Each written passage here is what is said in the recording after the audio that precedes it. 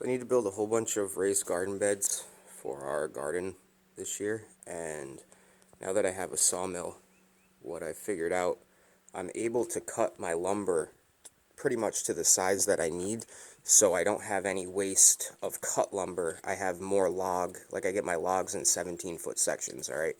And I need to build some raised garden beds that are 3 by 6. So what I did is I cut a little over 6 foot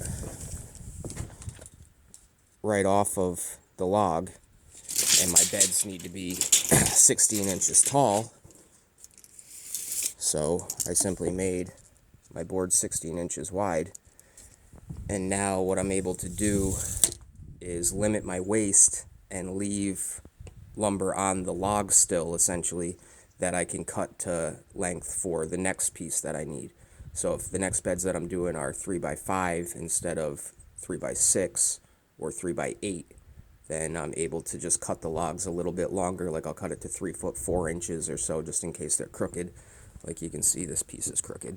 That was the chainsaw cut. That's why I always cut it a little bit longer. But I'm able to limit the waste that I have of cut lumber. So if anything, I'm wasting log instead of lumber that I'm spending time and fuel and energy cutting.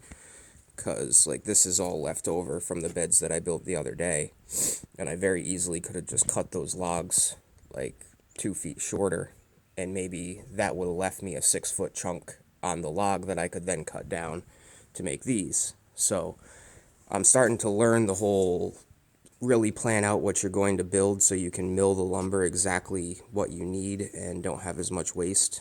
And I think that that's a big sawmill thing that not a lot of YouTube guys are teaching, and I don't really know it. I'm just sort of learning myself. So if you got a sawmill, you've been doing this forever, it would be cool to see a little breakdown of how you plan a project. But it's a beautiful day, not a cloud in the sky, so I'm going to get back to work.